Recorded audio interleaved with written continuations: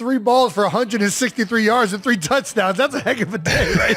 I hang my hat on that one. One of the producers is a Cowboy fan, grew up in Texas. He has this in there where I got to ask, and we know you're involved with Boulder. Do you still have that same game if Deion's playing? Probably. Yeah, probably.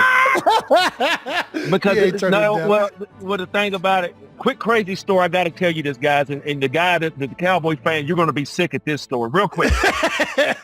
When I get to Dallas, I'm already sitting up here wondering about what is my day going to be like. Okay, so I come down to the lobby, and one of the security guys tells me, he said, "Hey, Randy, you're not going to come to dinner tonight. There's Mr. Jones sent the limousine to get you, and the limousine is going to take you over to Primetime's house." And I'm like, I've never met Deion Sanders. I'm like, oh my God, I don't know, crazy. So that night, crazy. I go to Deion Sanders' house. He tells me, the story of, "Hey man, I'd love to play with you. Jerry Jones wants you. He wants me to talk to you." So guys, there was no way that I was leaving Dallas that, in my mind, I was believing that I was going to be a Dallas Cowboy. So that is crazy. What a pump fake, man. Right? Yeah, for the pump fake. So back to what you were saying, it had nothing to do with if Deion was playing or not. One thing that I'll tell you, that Chris Carter was always up for the big games that we played, the big guys. Like we had Aeneas Williams, Hall of Fame brother out of Arizona Cardinals. Yep. Played him. We played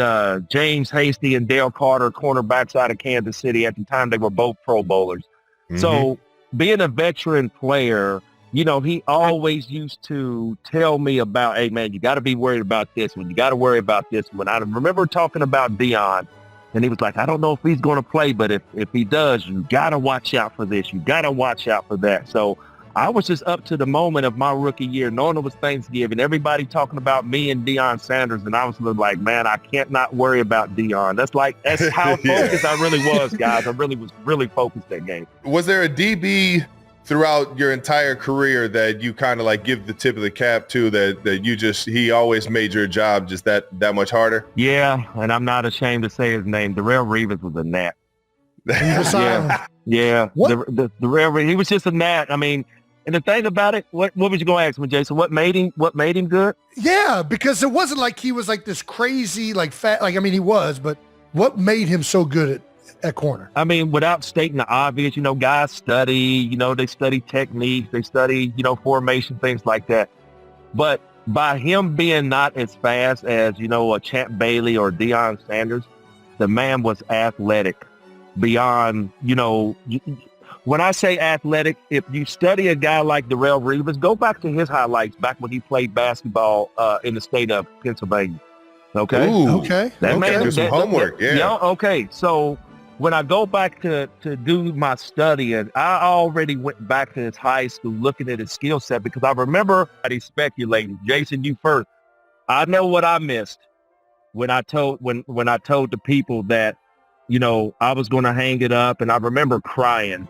And my wife, I remember hearing the car door slam, and my daughter and my wife came in, and I had to, wipe my face and do all that crazy stuff, because I didn't even want to see. I did not want my wife to see, like, "Baby, what's wrong with you?" Nothing. Yeah. So I think to my point, to my question, Jason, when it was time for you to call it quits, what's the number one thing in your mind you knew you were going to miss about the game? I knew I was going to miss competing and playing and game day. What I didn't know I was going to miss was the locker room. And everybody tells you you're going to miss it. Oh, man. But it's hard until you remove from it. Yeah. So that you really understand that there ain't anything else that's replicates this. Like, guys from all over the country, you're coming together for a specific task. And it's just, that ends up being for sure what I miss the most, is just being in the locker room with the guys. And I purposely go back still to try and get that. But yeah, I think that's and then I also miss the regimentedness of it. Right. Does that make sense? Like, I mean, I'm happy I don't have it, but I also, there was a there was a productivity in my own head that I knew every day I'm going to go in, I'm going to do this, and I'm going to do this, and I'm going to lift, and I'm going to watch tape, and then I'm going to go out and dominate on game day, and I'm going to do it with my boys. Right. That's the way I would answer it. No, that was mine, because I'd say there's all types of things that you could actually say, but I think for mine was the locker room itself, seeing your brothers, men from different walks of life that you're coming together for one cause. So like I said, for me, Trav, the reason why I asked that, because like I said, I know the time is coming. I don't know when, but I know, the time is coming. I don't know if this was the last or if it wasn't, but if this was the last, what do you think that you'll miss most about, the game? Man, I think it's just those moments in the big games, man.